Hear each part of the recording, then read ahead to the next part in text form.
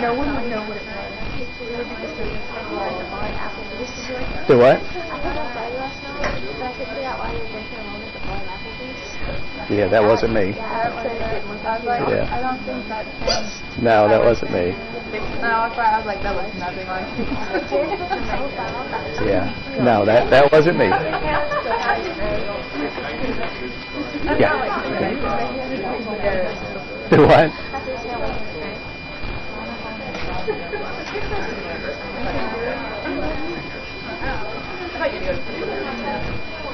Okay, let's get started today on. We're moving from chapter 5. We're jumping ahead to chapter 8, and your next test number 2, will only cover 2 chapters, chapter 5 and chapter 8. When is it? That's a good question. It will not. I mean, it'll be after spring break. Okay. The reason is I'm not going to cram it into. We could cram it into the Thursday before spring break, but I'm not going to do that. Do what? It won't be the Tuesday after spring break. No, it will probably be the Thursday after spring break. I'll give you a chance to get back, rest up, get in study mode, and prepare for the test. Okay? That make you happy? Okay. Okay, now, couple of reminders. Let's see, what was I going to remind you of? Oh, extra points. If you have your business card from the career fair, if you would, please just drop it by here on your way out. Also, several of you have sent me emails already that if you couldn't attend the career fair, as I said, I'm pretty flexible on just about anything else that you do outside of your normal everyday life. Okay? So if you attend a speaker, some kind of academic meeting, some type of club meeting, training at work, just about anything, just let me know and I will give you your 5 points to be added to test number 1.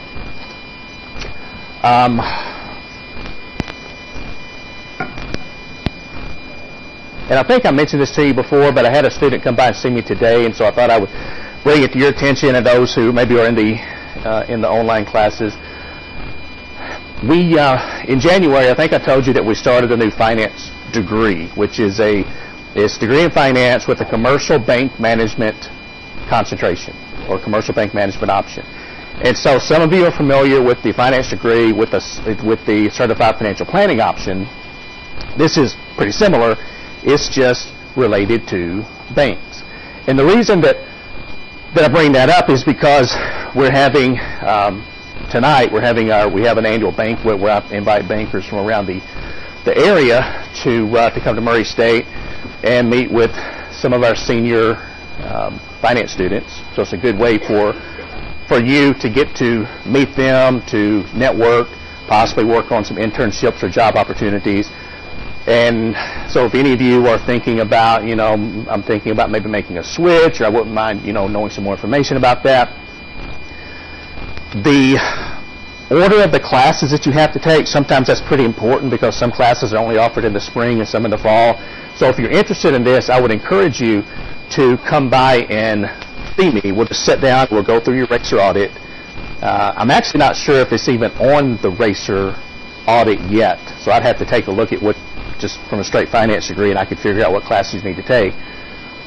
Because I had a young lady in my office this morning, and she said, I'm wanting to graduate in December. She's a finance major, and she was thinking about switching to the commercial bank management option. And she had missed one of the key classes that is only taught in the spring semester, this semester. And so it's not going to be taught again until next spring. And so that's going to require a little creativity on our part to get her out of here in December. So if you're interested in any of that, let me encourage you to come by and talk to me. Or even if you're not, if you just say, I'd just like to, I'm in something, I want to switch just to straight finance, or I want to talk about financial planning, that's fine too. I'd like to talk to you. But this is the time where you need to start thinking about it so that we can discuss it before you register for fall classes and summer classes. Okay? And I guess that's it. So let's talk for a few minutes about Chapter 8, Risk and Return. Now, up to this point, Chapter 5 was a big chapter, time value of money. I said it's very important for you to understand. And I think most of you, once you practice with your financial calculator, once you practice working with some of the questions, I think you're going to be fine with that. Chapter 8, Risk and Return, it's another pretty big chapter because this is a really important concept in finance. And it's a huge area of study. Now, basically, when we're talking about risk and return, we've talked about this somewhat. We've talked about the concept of being risk averse. But what this discusses is, you've probably heard the saying, if it's too good to be true, it probably is. And this slide talks about a guy by the name of Bernie Madoff, and he was a mutual fund manager, hedge fund manager, and for years and years and years, he ran a huge pyramid scheme. Now, for those of you who don't know what a pyramid scheme is, what it means is you take money from people as you entice them. So he was saying, okay, invest your money with me. And so he would take money from the new investors to pay his original investors a very high rate of return. So it looked like they were making a lot of money. And so what would happen is they would talk to people and they would talk to their friends. They say, hey, I'm dealing with Bernie Madoff. Last year I made a 30% return on my money. You need to invest with him. And so, this was a 25-year scam. Typically, they don't last this long. Typically, they're not this large. He had major investors from the United States government, from Hollywood. Lots of people lost a lot of money when this finally came to light. And so, when we talk about risk and return, if somebody says, I can promise you a really high rate of return on your investment if you invest your money with me, but you're going to be taking very little risk, it doesn't work that way. Okay? It just doesn't. So you really need to investigate if that's the case. Now, when it comes to risk in finance, and basically finance is really about measuring risk. That's it. It's about measuring and controlling for risk. So if you look at banking, if you look at investments, if you look at corporate finance, it's all about managing risk. Now, this is the Chapter 8 definition of risk. In finance, there's about 100 different definitions of risk. What this says is risk is the variability of returns associated with a given asset. So what that simply means is, if you're investing in a company stock, for example, and you expect to earn a 10% positive rate of return. Of course, you don't know that for sure because it's a risky asset, so you're not guaranteed any type of return. Risk is simply earning more than 10% or less than the 10% you expected. So, the variability around the expected returns for a given asset. And the return is simply the gain or loss expected from an asset or an investment over time. And we'll learn how to calculate both of these in this chapter. When it comes to risk, we're going to spend most of our time talking about the risk of a single asset. The reason is it's simply easier. It's a lot easier. We can also focus on calculating, or we're just going to look at actually, the risk of a portfolio. A portfolio is a group of assets, a collection of assets. And so your investment portfolio might be that you own 100 shares of Apple stock, you own 50 shares of Ford Motor Company stock, and you own 2 rental houses. That would be your portfolio, your investment portfolio. Or it might be you own stock in 6 companies and you own several ounces of gold. That's your investment portfolio. So just a collection of assets. But when it comes to measuring risk, when you get to just 2 assets, it becomes a lot more difficult. And if you talk about 4, 5, 6, 7, 8, 10 different assets, then by hand at least you can't do it. You have to we have to go to a computer, and still it's also pretty difficult to do, even trying to figure out the best algorithm to use to measure it. This is how we're going to calculate risk. It's a really simple calculation. It looks a little messy when you're looking at the formula here. But what this says is the return of an asset based on time period T. Time period T can be anything. It can be a week, a month. Typically it's a year. Is equal to, the C here represents the cash flow received from the investment over time period T. So we'll just say it's 1 year. Okay. So the cash flow plus the end of period price minus the beginning of period price, so that's the end of the year minus the beginning of the year, divided by the beginning of the year price. Now again, it looks a little messy here, but we'll look at an example of this on the next slide. And really, you're just given the numbers. You just plug them in.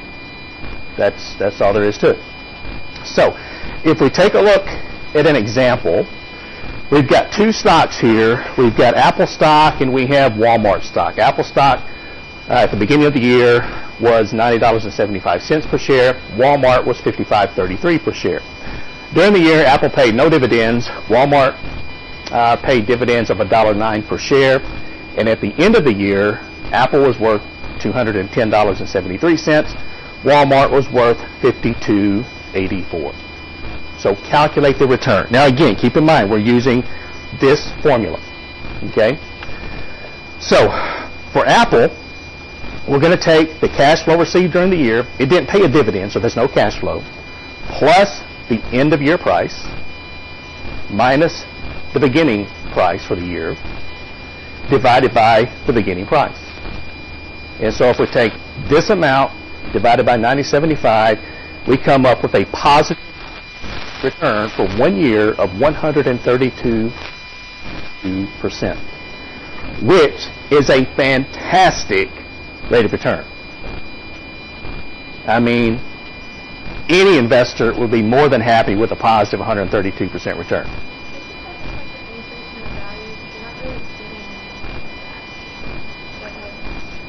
If you sold it if you sold it at the end of the year, this would be your return on your investment. But you're exactly right. Until you sell it, you're not actually receiving anything from this particular stock because it didn't pay any dividends. Okay, so you have to sell it. Walmart, on the other hand, remember it paid a $1.09 dividend, that was the cash flow, plus the end of period price minus the beginning of period price. So notice Walmart stock actually went down during the year in value, divided by the beginning of period price. So Walmart had a total return of negative 2.5% for the year. So even though Walmart paid a dividend, it didn't perform nearly as well as Apple. And so that's how we calculate a percentage return. And that's useful for lots of reasons. Remember, we talked about in time value of money, we talked about using a rate of return or an interest rate. Well, if you have an investment, you want to know how is that investment doing. If it's performing well, you may leave it alone. If it's not performing so well, you may decide it's time to get out and invest your money somewhere else. So you need to understand how to calculate your percentage return. Okay, so let me skip through some of this.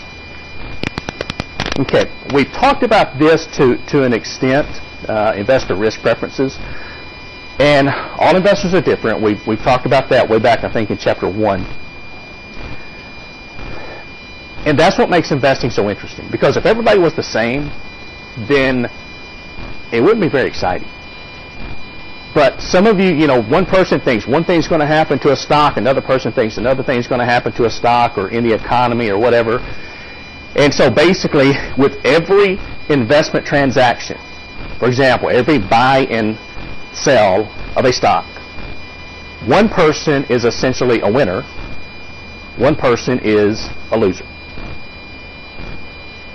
Because if I buy a stock, for example, if I buy a share of Apple stock right now for I don't know what it's selling for, $100 per share, something like that, then if I pay $100 per share, I think it's worth that to purchase. There's somebody out there who thinks it's worth selling at $100 per share. Now, from this point forward, if it goes up in value, essentially, I win. Because the person who sold it probably would not have sold it if they thought it was going to go back up in value. On the other hand, if it goes down in value after I buy it, then the seller wins. Because I bought it at 100, I thought it was going to go up in value, it went down. So there's a winner and a loser for every investment transaction.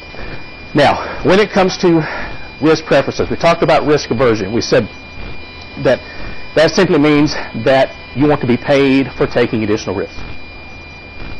And if you think back to the example, I gave an example of skydiving and how many people would want to go skydiving for free versus how many people I'd have to pay for their skydiving and give them $100 or $1,000 or whatever. And so as your expected level of risk increases, for some of you, I mean, you still didn't raise your hand. And you weren't going to raise your hand because there was no amount of money I could pay you that would convince you to go skydiving. There are some investors that are considered risk neutral. With risk neutral, what that means is that an increase in risk is associated with no change in expected return. So you're taking more risk, but you don't actually expect to make more money from that increase. I will tell you, not many people fall into this category. And an example of this, it's really hard to come up with a risk-neutral example. How many people in here go to a casino? Anybody in here ever been to a casino, go gambling? So a few of you have. I'm not a big casino person, but I've got friends who are. And, I'll talk to them about their night at a casino or their weekend. And some of these people, if they can walk into a casino with, let's say, $500 in their pocket, and they can play games of chance for 5 or 6 hours and walk out, and they have $500 when they walk out, they're happy. They've been successful. Because they've walked in, they played games of chance, they took an increase in risk, they walked out, there was no change in their expected return. They didn't make anything, but they didn't lose anything, so they were happy. Okay? That's sort of an example of risk-neutral behavior. And then we also have risk-seeking behavior. And what this means, there are actually really few people that fall in this category. An increase in risk is associated with a decrease in expected return. That's kind of strange. What they're saying is you're taking more risk, but you are expecting to lose money. Now, in sticking with the gambling example, how many people in here, in terms of gambling, know what a whale is? I'm not talking about the giant mammal that swims in the ocean, but a whale in terms of gambling terminology. Do you know what that is? Okay, a whale is simply a big gambler. It's somebody who will gamble millions of dollars during a weekend. So they're the ones who will fly into Vegas in their private jet, or if they don't want to use their jet, the casino will send their jet to pick them up, bring them back to Vegas, put them up in the nicest room they have, and we're talking, sometimes $4,000, $5,000, $6,000, $7,000 per night for this room. Give them everything they want during the weekend because they know these people are going to gamble $6, $7, $8, $9, $10 million during the week. They may lose $6, $7, $8, $9, $10 million during a weekend. Now, these are extremely wealthy people, and if they lose $6 million during a weekend, it's about like maybe one of us losing $60 in a weekend. So they can afford to lose the money. And sometimes they actually win. So that's what keeps them coming back. But these people, they're not stupid people. If you're that wealthy, you probably are pretty smart. And they know that when you play games of chance at a casino, the odds are against you. There's no way around that fact. But they like the notoriety. They like being treated really special. And so they're taking an increased risk, but they know that their expected return is probably going to decrease because simply of the way a casino is set up. So does that make sense, kind of how these three work? Be sure to put down in your notes somewhere that most people are risk averse, okay? You need to know that. Most people, most managers are risk averse, which means you have to be compensated for taking additional risk. Okay, now, we're going to look first of all at a couple of uncomplicated methods for assessing the risk of a single asset. So these aren't very technical, they're not very difficult. One is what's called scenario analysis. It says this is an approach for assessing risk that uses several possible alternative outcomes. So one way we could do this is we could simply put, for example, a worst case, an expected case, and a best case scenario on an investment. We could look at an asset's range of outcomes. Typically, the wider the range of possible outcomes, the riskier the asset, because we said risk is simply the difference between what you thought you were going to make and what you actually make. So the wider the range of outcomes, the riskier the asset. And if we take a look at this, now this is a really simple example here. This is using the range. We've got two investments here, asset A and asset B. Each of these investments require $10,000. And you'll notice for asset A, we've got a worst case scenario of a positive 13% annual rate of return.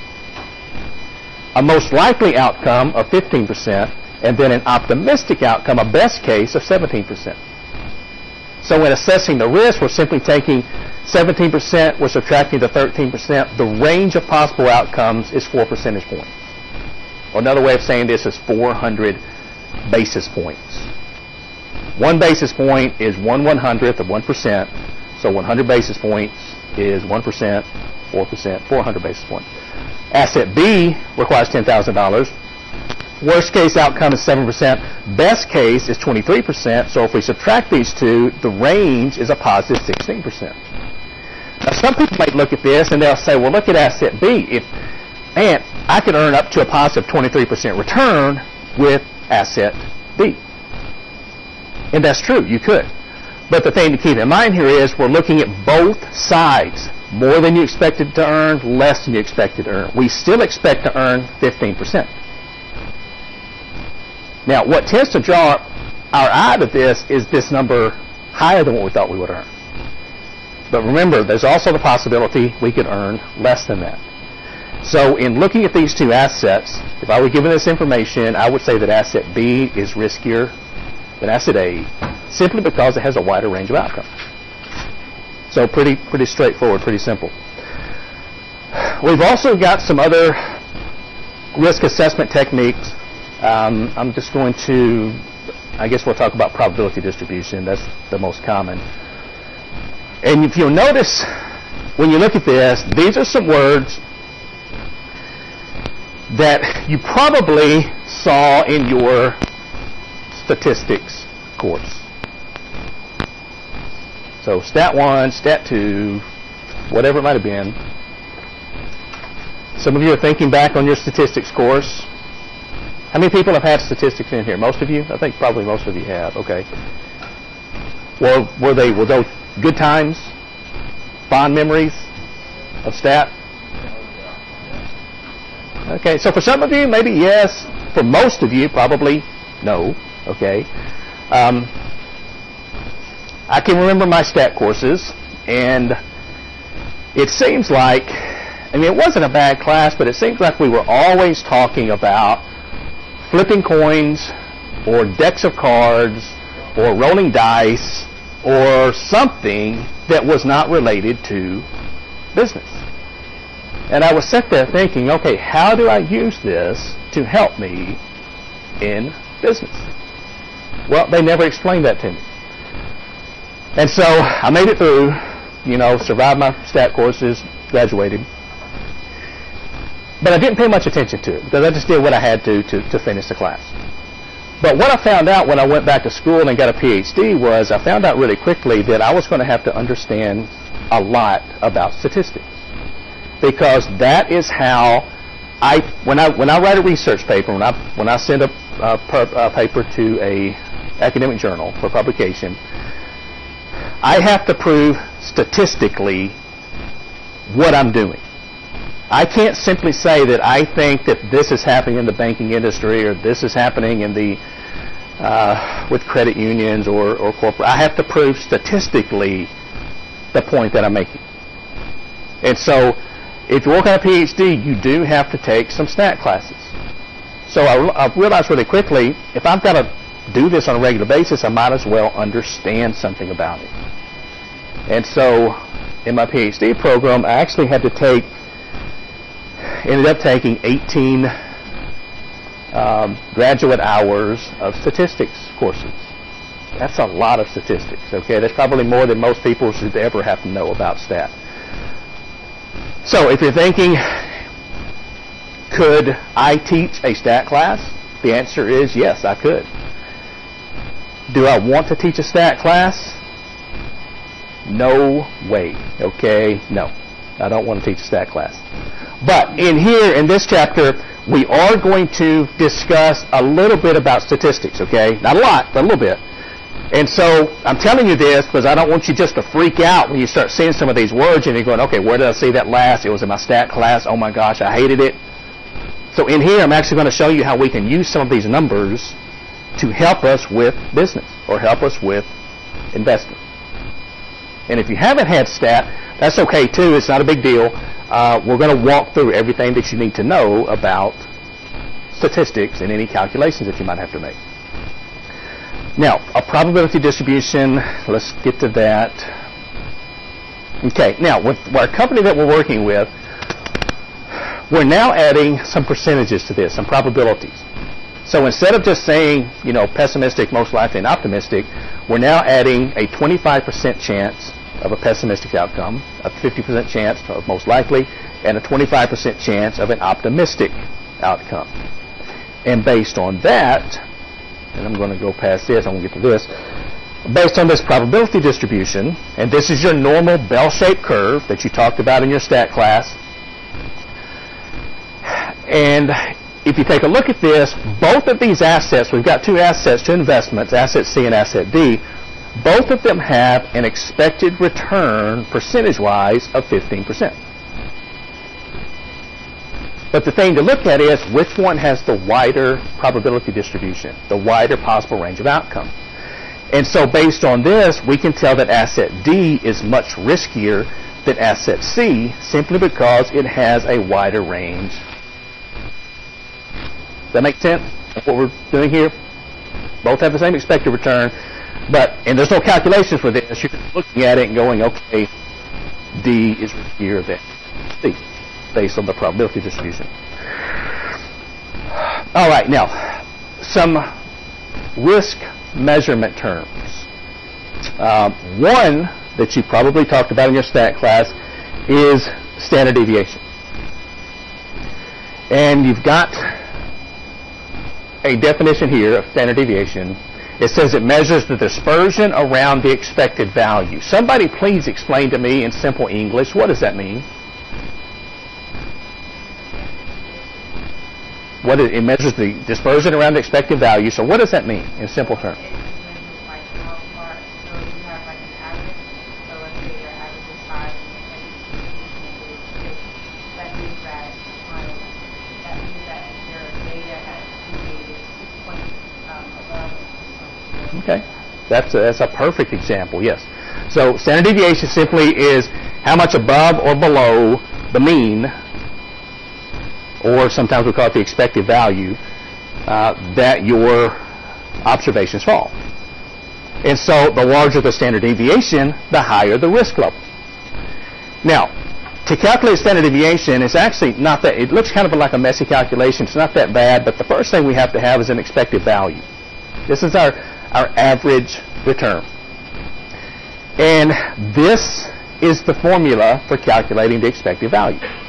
And we're going to denote this with the letter R, which we've been using for return, but we're going to have a bar, a line over the top of it, okay? I call this R bar. And what this says is we're simply going to take each return times the probability of that return occurring for each individual outcome. So if there are 3 outcomes, we'd have 3 of these calculations, and then we're going to add them all together at the end. If we have 10 outcomes, we're going to have 10 of these calculations. We'll add them all together at the end. Now, again, it looks pretty nasty. It's actually not. You'll be given this formula on your formula sheet for test 2. But if we take a look at how it's calculated, this is how we calculate it. So it's really simple. You're given a table of probabilities. You're given a table of returns. And so for asset A in this case, there's a 25% probability of a 13% return. So we take 0.25 times. Now, I would say here, and we'll see this in a minute, but if you're calculating these, I would either change everything to decimals like this. So I would change this to 0.13, 0.15, and 0.17, or I would leave everything set to whole numbers like this. And I would put this as just 13 or 25%, 50%, 25%. The reason is it's going to make it easier when it comes to figuring out where your decimal point goes. Okay? It can get kind of confusing, especially if we're dealing with some really, really small numbers, which sometimes we do with standard deviation. So, multiplying this gives us 3.25, 0.5 times 0.15, 7.5, then 4 1/4. If we add these together, which is what our formula is telling us, we're summing all of these after we do the multiplication, that equals a 15% expected return.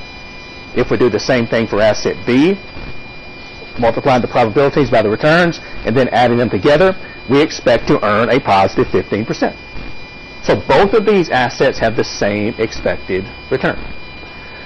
Now, that's a key fact for standard deviation, because we said the higher the standard deviation, the higher the risk, but standard deviation, and you need to have this down in your notes, standard deviation is useful for comparing the risk of assets with the same expected returns.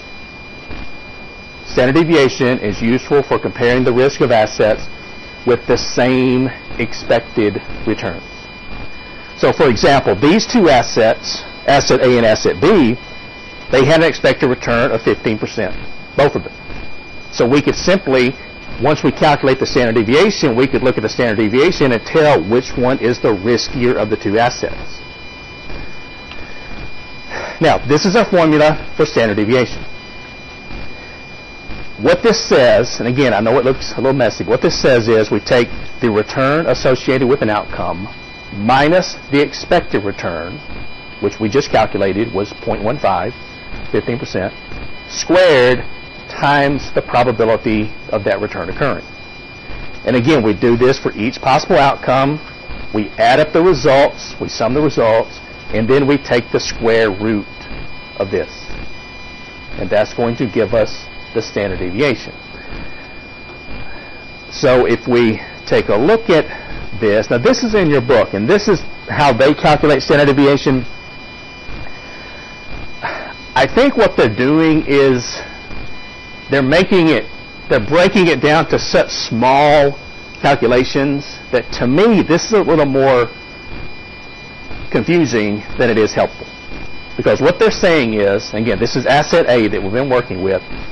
Now, again, we're using these numbers, the 13%, 15, and 17, the probabilities, and then the expected return. So in this case, our 13% return, this is our expected return of 15%. We should take this, it's minus 2. And then we square it. It gives us 4%. We multiply it by the probability, 0.25, gives us 1%. And then for the second possible outcome, we do this, it's 0. And then the third, it's 1. And so if we add these together, that is 2%. We have to take the square root of that. The square root of 2% is 1.41. So the standard deviation for asset A is 1.41%. Pretty straightforward. Now I'll show you how to use that in just a minute. We could calculate this also using the formula. So this is how I think this is easier. Okay? This is how I would set up this formula. And so again, I'm using the same numbers. It's the same calculation that happened here. I just want to walk you through this. This is, the formula says take the return minus the expected return squared times the probability of that return occurring, 0.25, plus the second possible return minus the expected return. Now notice the expected return is the same for each of these. It doesn't change. So squared times the probability plus the return minus the expected return squared times the probability. All of this is under the radical. So if we do the math here, this part is 0.0001 plus 0 plus 0.0001. That equals this under the radical. And if we take the square root, it's going to equal 0.0141 or 1.41%. Pretty straightforward, okay? Once you work through one of these, two of these examples, you're going to be an expert at calculating standard deviation. And the problem is typically not the difficulty level, it's just there's so many areas that you can make a small mistake. So on a test, I will tell you right now, I will give you at least one of these problems to calculate. It's not going to be some 10 possible outcome problem that's going to take you 30 minutes to work. It'll be something like this, where you've got 2 or 3 or 4 possible outcomes. And so if you can do this, those are easy points. Okay? Now, we could also do this for asset B. Now, asset B is found here. Wait a minute. Here. So that's down here. Now, what I want you to do, and I want you to take just a couple of minutes to do this, is I want you to go through and calculate for me the standard deviation of asset B based on this formula and these numbers here at the bottom, okay? 0.25 probability, 0.5, 0.25, and then these returns, and then the expected return is 15%. So we're given that information. And so I'll let you take just a few minutes to calculate that, and then I will work through that with you. You're adding all this together. Yes.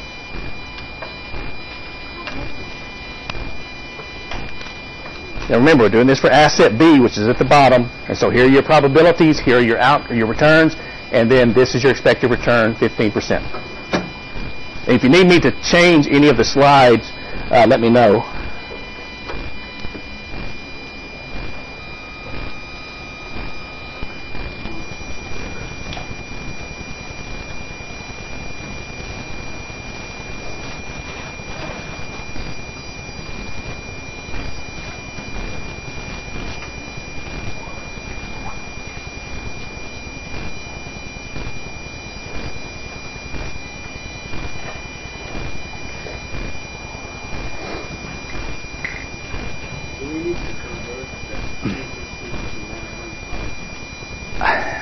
The 15%, I would probably change it, yes, to 0.15.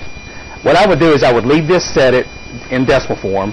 I would change this to 0.07, this to 0.15, this to 0.23, and then I would change the expected return to 0.15 to represent 15%. That way everything is in decimal form, and it'll just make your outcome a lot easier.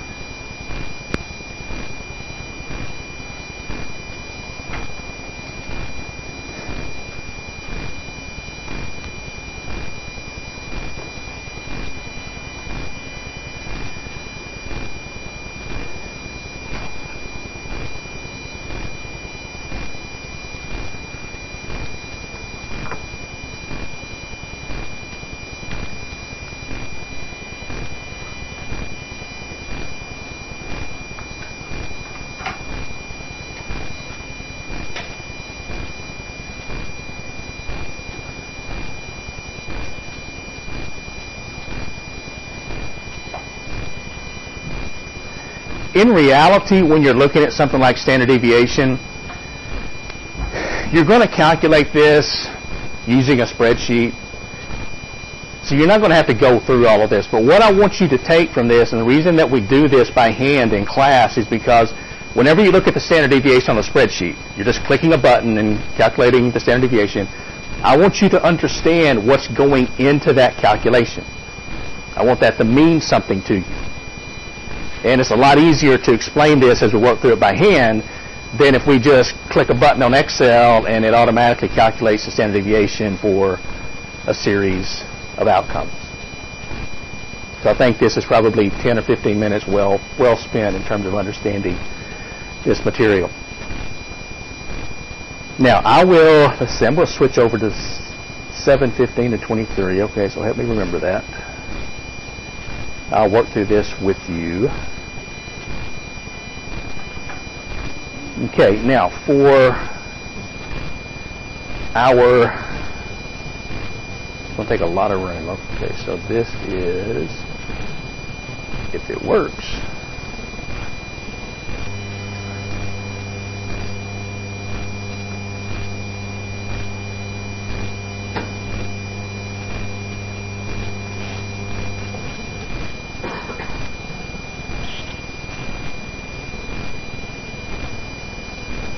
all right.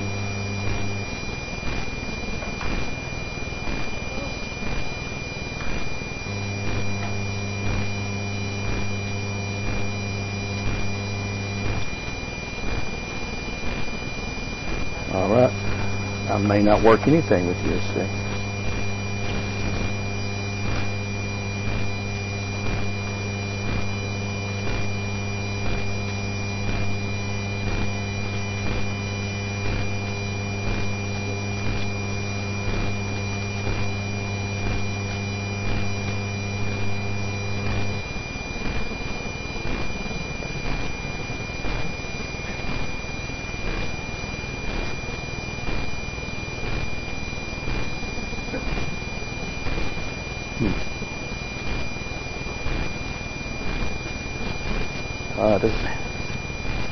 This handwriting recognition, that doesn't, it works here.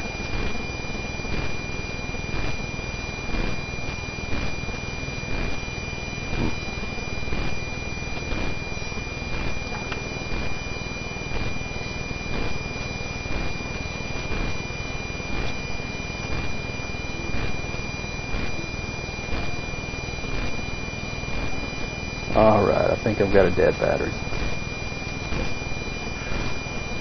All right. That kind of slows us down for a little bit. Okay. On Thursday, it's hot in here, okay? On Thursday, we will pick up with these calculations once I get a new battery for my pen.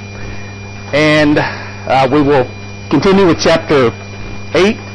We'll probably be in Chapter 8 on Thursday and probably part of next Tuesday. Okay? And then we'll just figure out what we're going to do from there. So everybody have a good day, be safe, and I will see you back here on Thursday.